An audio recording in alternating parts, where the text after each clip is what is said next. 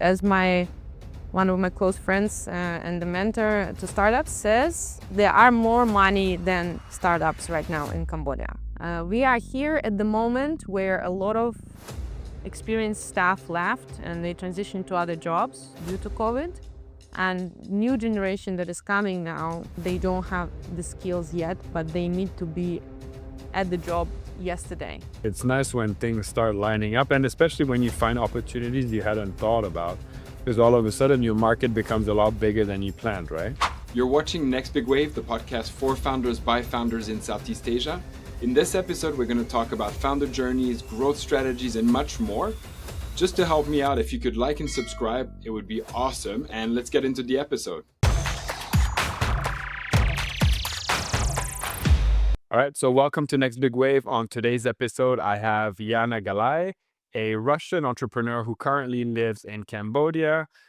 She has a background in education and now has set on a mission to educate the service industry in Cambodia and maybe furthermore in Southeast Asia on speaking better English for their jobs. So Iana, welcome to the show. Hi, Tim. Thank you very much for having me here. You And too. hi to everyone who is listening. Amazing. So my background makes sense. Everything is on point. Is that, or do you want to make some adjustments on how I introduce you or what your business actually does? Because I'm going to let you, do the honors of explaining it to us in more detail. But I think that's what I understood from our initial conversation, correct? Yeah, that's pretty straightforward. Exactly like this. I have a background in academia. I've been there for more than 10 years. And when I say academia, I mean higher education.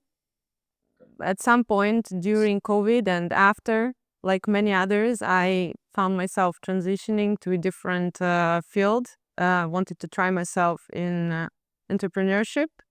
And the reason for this was that I actually got a second master's in entrepreneurship and ed tech. So Okay. there was no other path aligned for me except from this one. So But yes. did you make a conscious decision to go into like ed tech and entrepreneurship because you had a vision to build something? Because you make it sound like you didn't have a choice but to build a business, but you kind of chose your Um, master's, right? Actually, yes, I got a master's because I wanted to transition, but uh, in academia, it's a very isolating field. If you want to transition to any other industry from academia, you actually feel like you don't have enough industry knowledge. And I think that many people will relate to this point because what you do is as an as a professor, you're used to getting connections and you're used to getting authority basically handled to you because of your status, because of your expertise. And as an entrepreneur, and pretty much in any other field, you have to chase it. You have to constantly prove yourself. And actually, it's quite difficult and it's completely new thing for me. So as a person who only knows how to study, I decided to get a degree in that, hoping that they will teach me how to network. Never happened. I was gonna say, like, how much of that degree actually applies, do you feel? Like, So are you actually, using any of the knowledge? yeah, sorry for interrupting. Actually, I got a very serious background in educational technology. That was great. Maybe project management, although it's another important point, I think. But the actual reality of being an entrepreneur and the constant struggle and finding contacts and stepping over yourself to prove yourself, they don't teach you this at school, actually. I think you Mm, have to learn by yourself. yeah, I know what you mean. One thing that I want to know though, you spent, I guess your childhood and early adult life in Russia. What brought you to Cambodia? What's the trajectory to get there? Well, actually, I came to Cambodia when I was very young. I was only 21 years old, and it was basically the first country I've ever lived full time after I graduated from university. I did short-term traveling 4 or 5 months in Europe and the States, but I actually didn't live anywhere full time, especially as an adult. So I'm from Siberia, and I always joke that the temperature made me move. But actually, I think that with a person with a strong background in languages, Siberia is not a place where you can practice them so much. It's pretty much Russia in the forest everywhere you look. So if you want to experience the world and if you want to catch those opportunities, you either go somewhere else in Russia or you go outside of Russia. It's a common thing to do, and I basically was always an adventurous type. So I just packed my bag and I boarded one. I bought a one-way ticket to Cambodia, and here I am. Did you well, how did you end up on Cambodia? Was there something specific about the country that you had watched a movie, learned about the history that kind of, attracted you here? Well, like all decisions in my life, that was completely spontaneous decision. Uh, I came here as a student, an exchange program, Isaac. There is an organization. They provide some internships for students that want to move abroad. Usually, these are short-term contracts or maybe volunteering opportunities. And they gave me a choice of three countries: Brazil, Indonesia, and Cambodia. Okay. There were three positions open at the moment when I applied. Indonesia and Brazil kind of fell off immediately. My mom, she said Brazil is too far. Indonesia, and between Indonesia and Cambodia, I just chose Cambodia. It was easy exit in the country. For me, there are no visa restrictions, but I absolutely didn't know what I was getting into. No, I had no idea. And up to the point that when I moved to Cambodia, my mom gave me an umbrella because she said, I heard they have rainy season there. That's cute. That's cute. Yeah, I mean, I love the adventure part. I think it's cool. And, looking at your LinkedIn, you went through quite a journey through academia there. You worked your way from lecturer to dean in the Paragon International University. So quite a journey already there. And then, like you said, you wanted to transition during COVID. You've kind of been working on your business right now for about almost 3 years, right? One thing we discussed offline was that Cambodia doesn't have a reputation for startups. So probably out of all the startups in Cambodia, you probably know quite a lot of them. How difficult it is to build a startup in in Cambodia specifically, sorry, because I know quite a lot of startups around Southeast Asia, but I haven't spoken to any startup. You're the first one in Cambodia. If you're watching this and you're a B2B startup founder in Southeast Asia struggling to grow your startup, we have a whole community of founders just like you. And on a weekly basis, we discuss strategies and growth hacks. We'd love to have you amongst us. Feel free to join at nextbigwave.co or find the link in the description. I'll see you there. Oh, okay. So there are several points I would like to make. The first one is actually, if you have a valid idea in Cambodia and you are Cambodian or have a Cambodian partner, I think it's the place to be. I don't think there are challenges. I mean, of course, there are always challenges for any kind of environment. But if you want to find investors and if you have a good idea, I think that you can actually find yourself in the right place in the right time. Because as one of my close friends and the mentor to startups says, there are more money than startups right now in Cambodia. Interesting. So yeah, it might be an arguable point, but um, that's the personal experience of one of my friends who mentors startups and knows a lot of them, and that's what she told me. However, Okay. if you are a foreign founder in Cambodia, then this might be a little different story, simply because here they tend to support local startups more, and I think that it's totally fair, simply because they do need more support.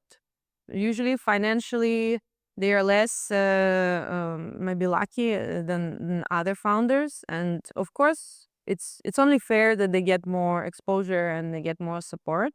But generally, what everyone says is that startup community in Cambodia is very young, and it concerns both the age of actual startup culture and the age of startup founders in general. So we see a lot of under 25, 20, around 25-year-old founders, even student founders. There are a lot of student accelerators here, and I think that it shapes, in a sense, the opportunities, because there are a lot of very, very young incubators, and for sort of a mature person or the person with some experience, they might not be so interesting. So you have to search for opportunities elsewhere.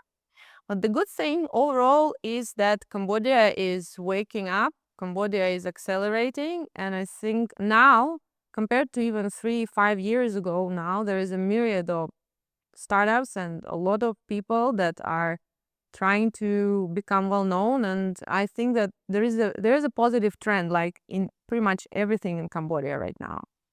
That's amazing. So you mentioned that there's a lot of money, more money than ideas, right? Are we talking about like local investors, like Cambodian investors who want to invest in Cambodia? Yeah.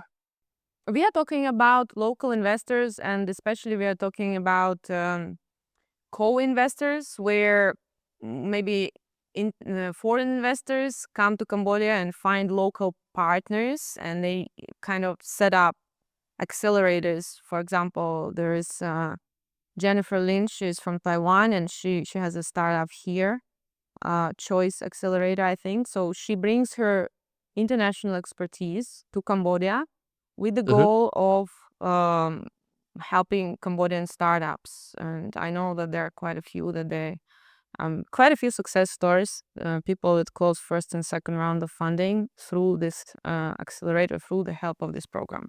And this is just one example, but I think that there are much more. So generally, I would say that both foreign and local investors are present in Cambodia. Okay. And when I speak to founders across the region, usually the consensus is that investors ask them to incorporate either in Singapore or Hong Kong because they don't really want to put funds directly in the country. They're happy to have a subsidiary in Thailand or in Vietnam or perhaps in Cambodia. But then the funds are raised in Singapore. They also prefer the corporate structures in Singapore. They find them stronger and better to enforce. Is that the same for Cambodia, or is everything It's kind of the localized in same. Cambodia? Yeah, Yeah. I think that ultimately there will be things, because Cambodia, in terms of having, you know, solid structure for an internationally recognized business here, it's not yet here. And I'm talking about the sort of this virtual infrastructure. It's not here. The laws are not here. The financial mechanisms are only starting to be there. So that's why I think Hmm. that yes, most of the times this will be the requirement. Hmm. But of Okay. course, Ta- sorry to interrupt, but of course, I cannot say for everyone. There might be some other things I'm not aware of. At the end of the day, I'm just a startup and not the startup expert. Yeah, no, for sure. I appreciate that. But your perspective is already quite interesting because I really don't know much about the country. I've visited multiple times and I really love Cambodia, but never really took the time to dig into the tech culture there. And speaking of the tech culture, I'm curious because Cambodia has somewhat on the lower end of the GDP per capita.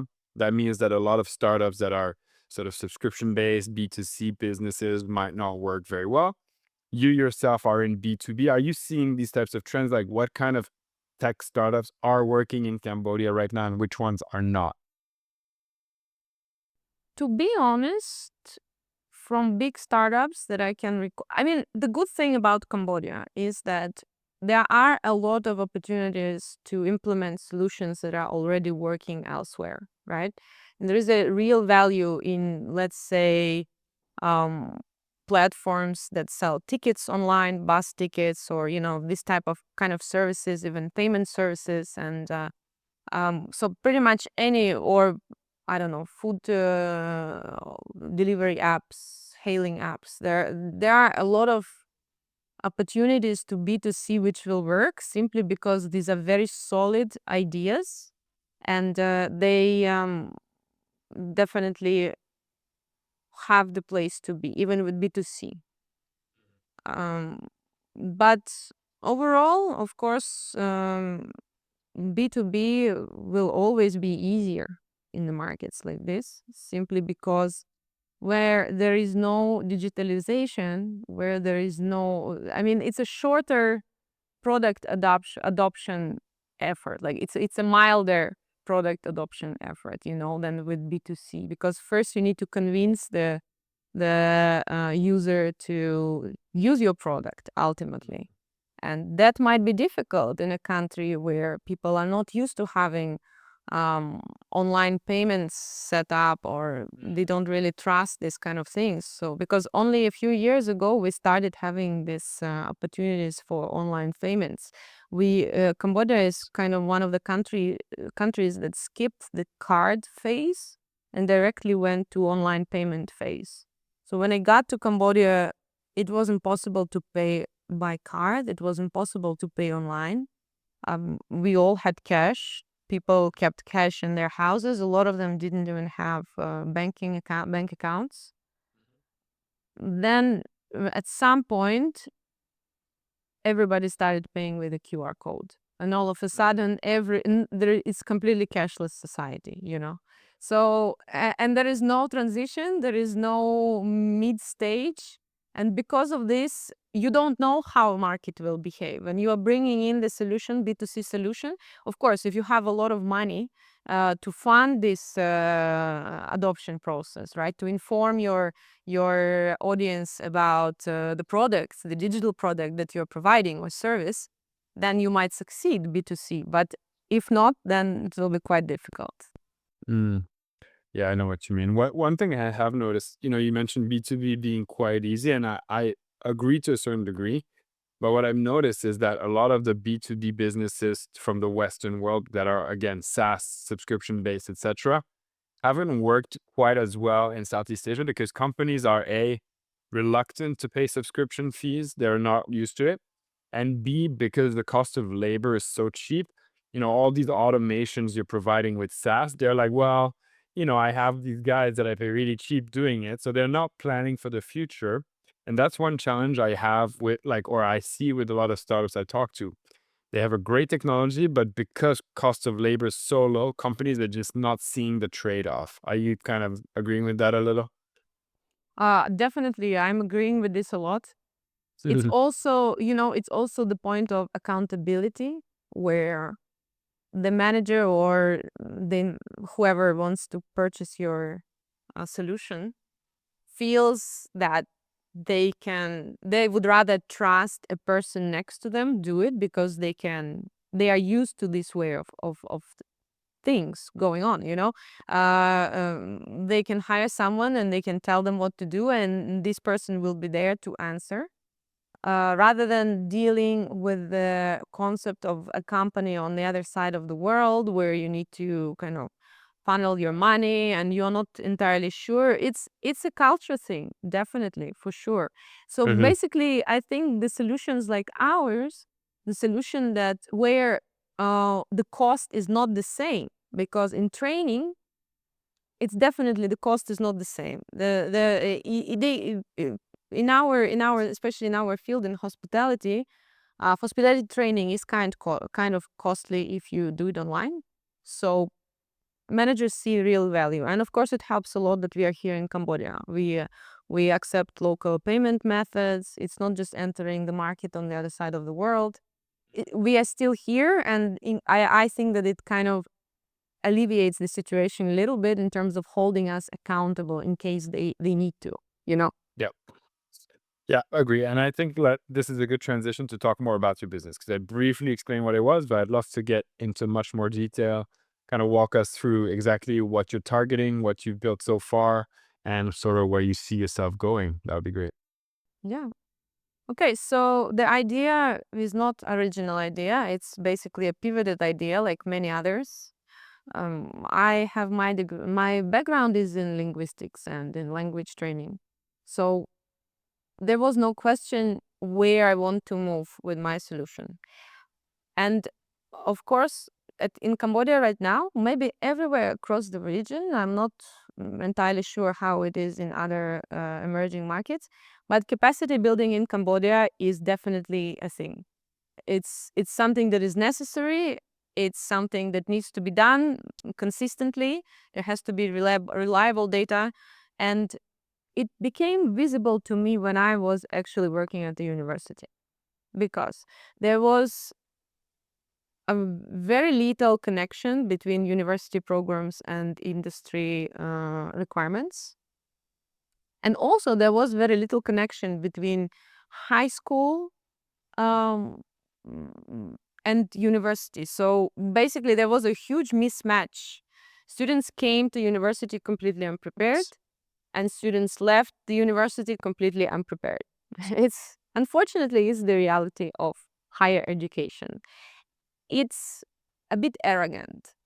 It thinks that the way the things were done before should be always done. And actually, I was shocked to know, maybe it will be an interesting point for the listeners as well. Universities are one of the most conservative industries.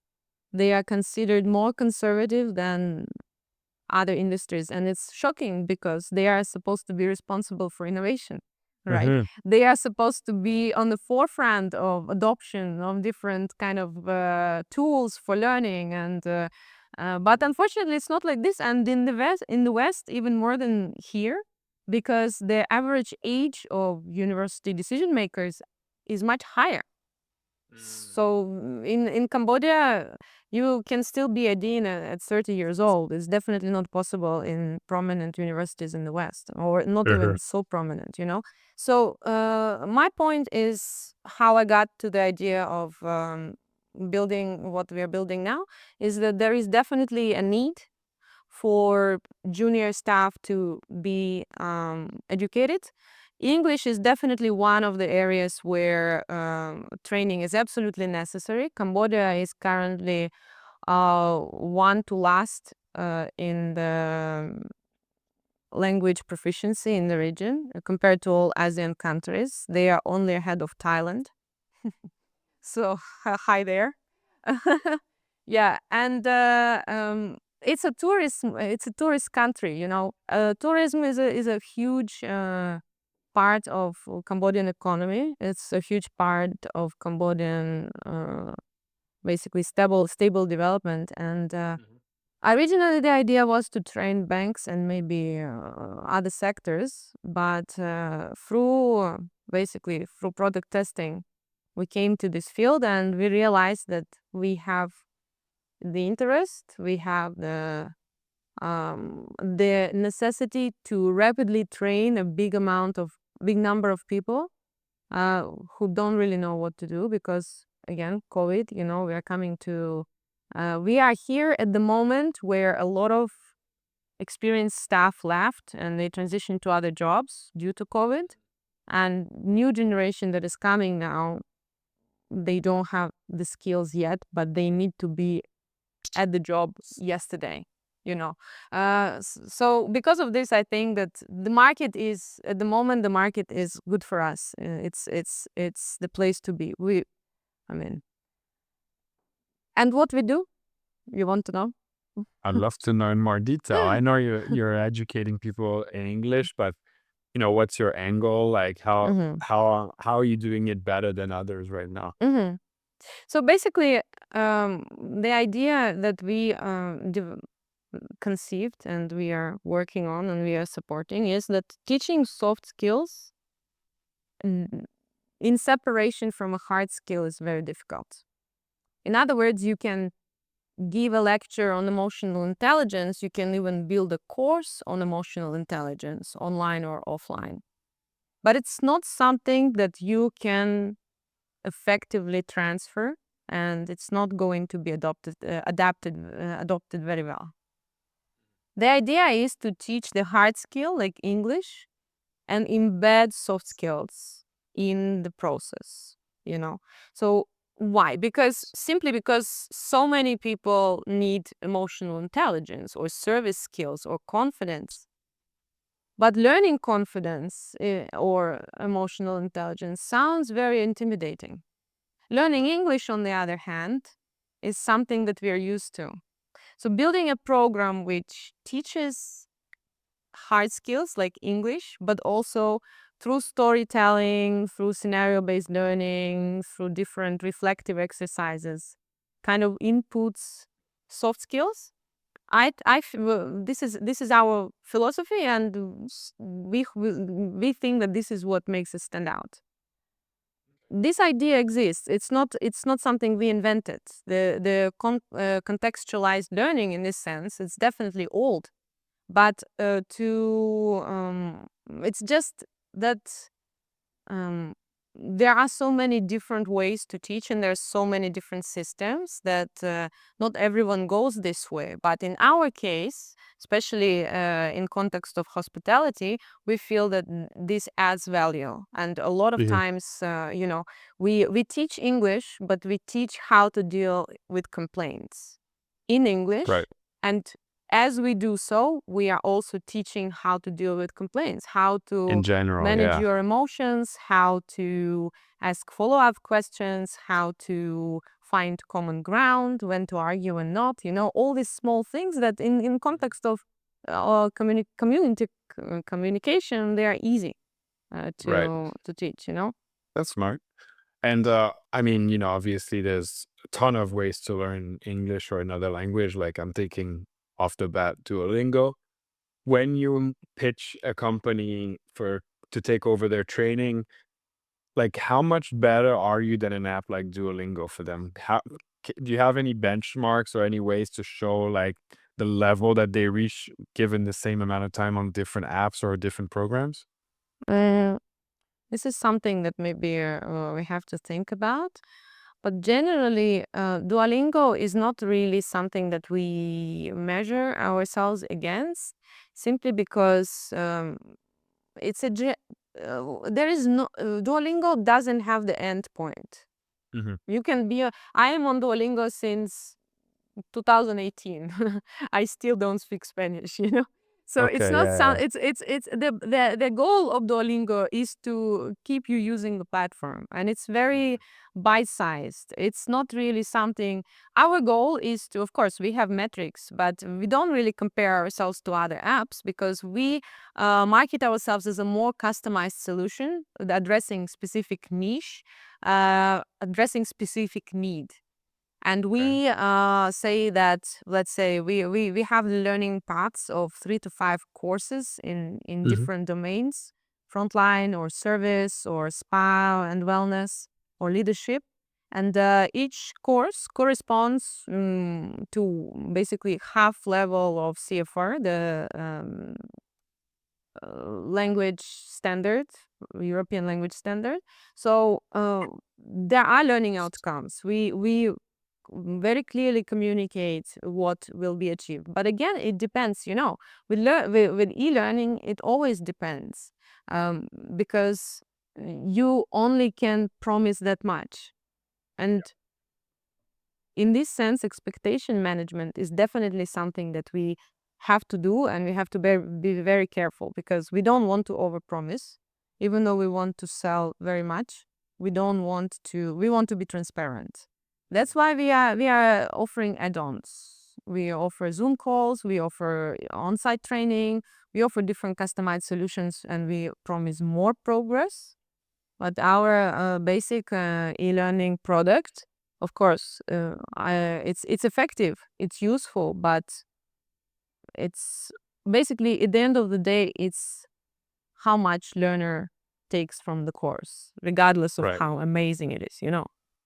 Yeah, yeah, makes sense. I like the fact that you customize, or you mentioned you customize. Do you go as far as to kind of customize the curriculum to the service offering or the menus or things like that for a group that you work with? Or it's more like, okay, based on your sub industry, this is the curriculum that you'll be using. It's still pretty general at the high level. So because we are a startup, we are open to different models, and we are trying out different things. Um, at this point, we haven't had companies that would say, we want you to design a course about us. But let's say the course about the Royal Sands, Cambodia, and we want our hotel to be in the course. It's doable. It's doable. And it's another interesting point with AI, how many things are doable right now in this sense. But technically speaking, when I say customize, I it more comes to the assessment, to different to combining different learning tracks from learning products that we already have, and also maybe integrating trainers in the training, you know. And this is quite popular. A lot of hotels say, we want you to come on site, post course or pre course. We want you to have a Telegram group with our with learners. We want you to, I don't know, have Zoom calls. And in this sense, it's also customized learning, but not necessarily putting hotels brands on our products, but just, you know, finding the learning paths um, that work for them. And that's basically in our name. LXLabs, the name of the company, stands to learning experience. It's like user experience, but for learners. Yeah, where you put the learner in the middle of learning, and let learner and of course those who want learners to learn to co-design the experience in a sense. Love it. Love it. So, okay, in terms of your progress, so it's been almost 3 years. You've been through several rounds of growth, etc. Where are you right now? I know you're still focusing on Cambodia, but how big have you grown? How much have you raised, and what's the next step for you? So um, it said actually it's less than 3 years, because basically 1.5 years we were working on a separate solution, and Mm, it was a lot of discovery. We okay. had to pivot. So we would count our existence from maybe roughly 1.5 years ago, where we Okay. went in production with this new concept. And maybe from February we entered sales. Since then, we gained quite a few clients, especially the prominent clients. And I think that um, what really made us believe in our idea this time is that Rosewood um, recognized our effort. They were our first clients. And since then, they are pretty much returning with different batches of students to pilot our different products. We did a leadership track with them, and we did frontline, and they are aligned to get one for F&B. And of course, they're not the only ones, but what recently happened in our journey, what we are really excited about, we discovered that resorts that are not necessarily in Phnom Penh, distant places, these five-star luxury facilities off coast in Cambodia and maybe in the jungle, they are kind of excited about opportunities like this, because they do not organizing the trainer to come on site is difficult for them, but they also want a constant learning, and they want a constant development of their staff. So we saw a lot of interest. More than 7 resorts recently contacted me, and they all want to try out.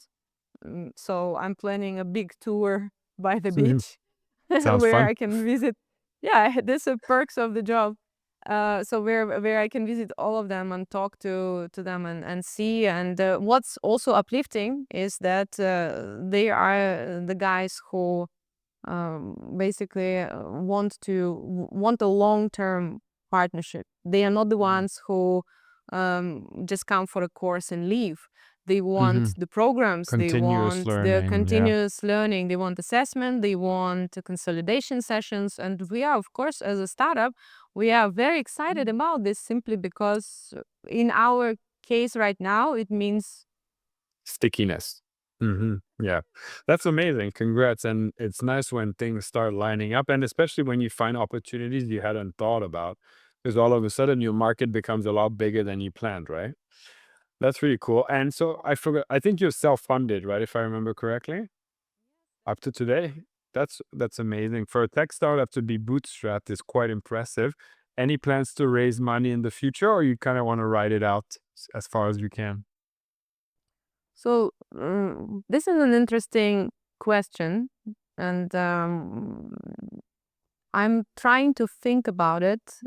Mhm. It's been a while. I want to form my opinion, you know. It's always good to have money. It's always good Yes. to have an investor. It makes you riskier. It makes you want to try new things. Hmm. And of course, it will depend on the opportunity. I will search and I will research and I will negotiate with every opportunity that comes our way. Hmm. But will I take every opportunity? No, because at the moment we are okay.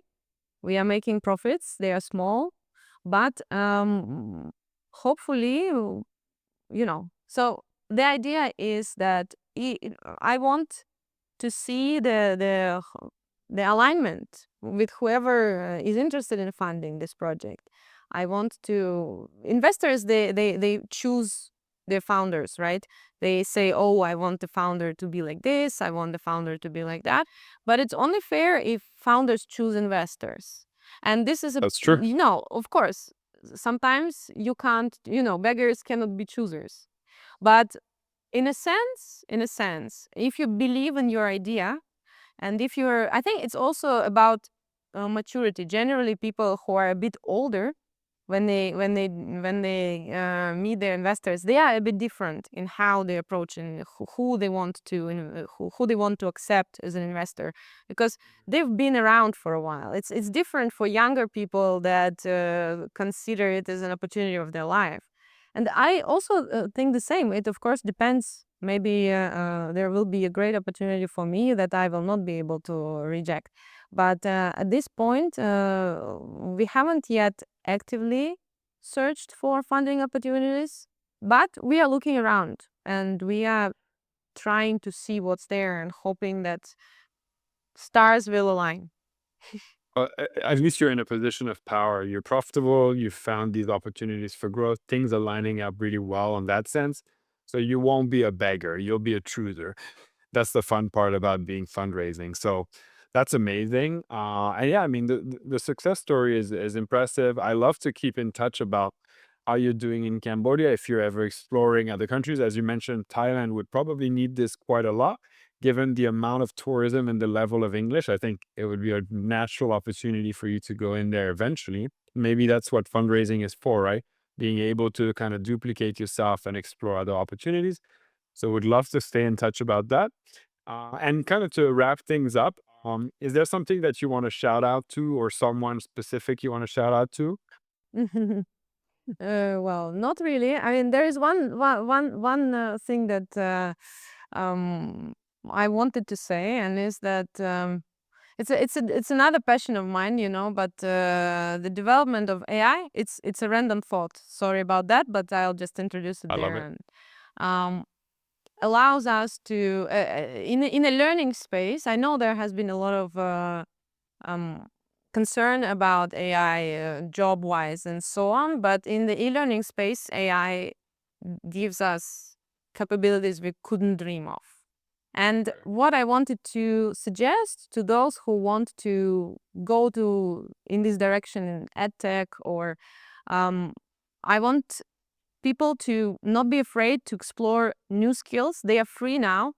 On LinkedIn, you can learn a lot very fast, and with a little bit of curiosity about life, you can become an expert and you can dream your ideas into reality. And I think that we can, when we look at AI, when we see what tools are available to us, we can create experiences that we haven't thought were possible. And I want to leave everyone with this idea how inspiring it is that we are entering this new domain where finally I feel learning experiences will be about experiences where we can actually build something that will stick, which will produce emotion, which will be really effective, but resonating with the learners. And this is just a small idea. I don't know how relevant it is, but I just wanted to throw it in. And No, I love it. I mean, I completely agree with you. I think there's a lot of great stuff coming out of AI, and I'm always keeping an eye out for these types of great opportunities to exploit it. So thank you for sharing that. Really appreciate it. I'm sure the audience will really like these parting words and they'll feel inspired. But thank you so much, Yana. It was a great pleasure to have you on the show. I learned a lot, and I'm sure other people will do as well. Thank you very much, Tim. Thank you very much for the opportunity. We will keep you posted on LinkedIn about our journey. Love it. Thank you, Yana.